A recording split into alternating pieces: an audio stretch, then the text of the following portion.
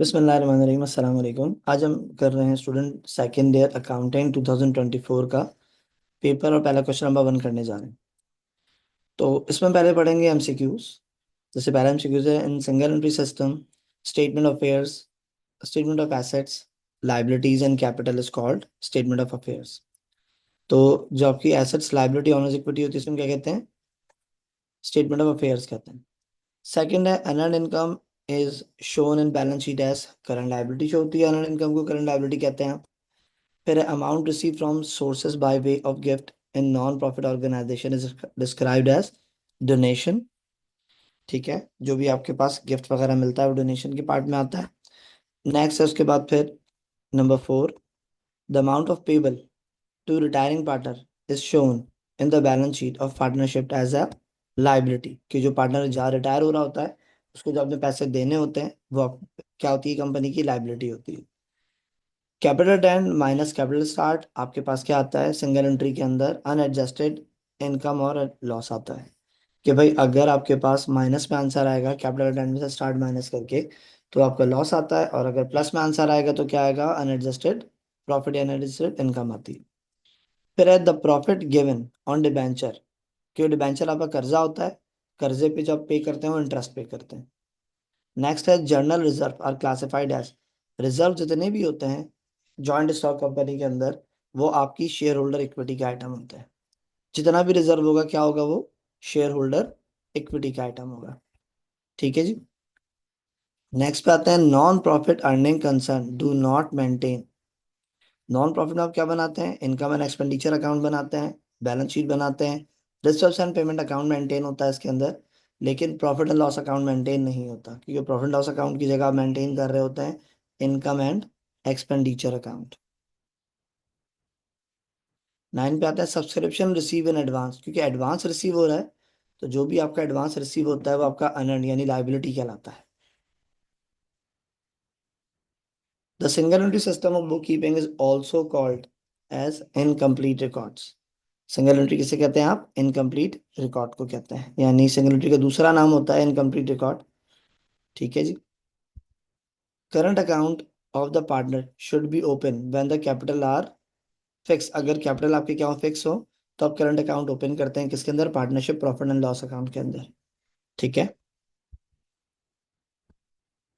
The person who takes the initiative in the matter of formation of the company is called, जो company शुरू करता है, वैसे तो उन्हें प्रमोटर्स कहते हैं, यहाँ क्या लिखा है ऑप्शन में? जी हाँ, प्रमोटर्स। ठीक है, तो कंपनी शुरू करते हैं, प्रमोटर शुरू करते हैं, there should be minimum 7 promoters who initiate the firm, कि वो जब 7 लोग मिलकर कंपनी स्टार्ट करेंगे तो उन्हें क्या कहते हैं? आप प्रमोटर्स कहते हैं।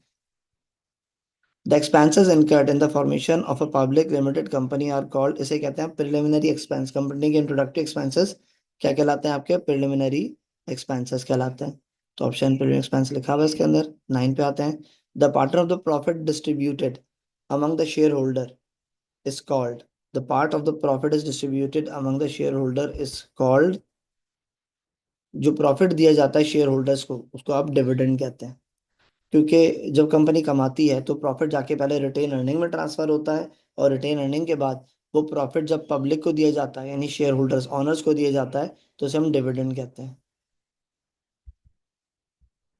ठीक है। In the case of admission on more than book value the goodwill और bonus is to be given to old partners. जब आपके पास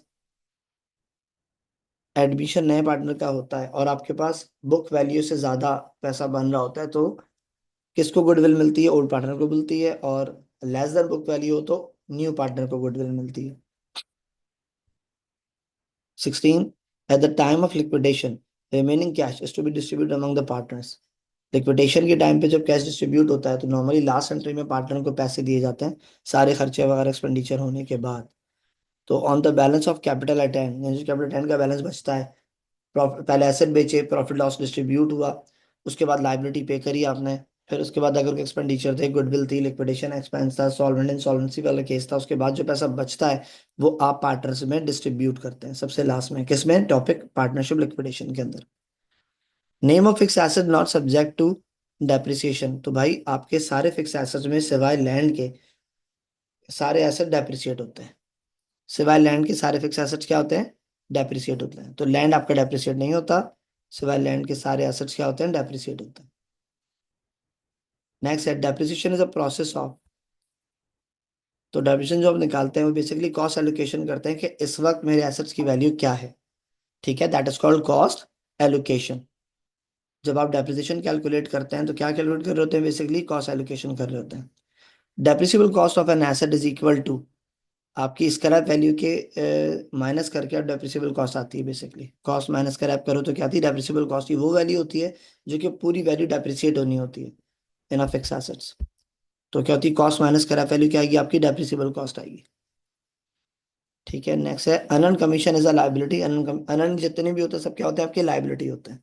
जैसे प्रीपेड पेड इन एडवांस है तो आपका प्रीपेड एसेट्स होता है, और रिसीव इन एडवांस आपका अनअर्न्ड होता है। Services which is receive in advance known as liabilities, current liability अगर हम इसे कहें तो ज्यादा बेहतर होगा।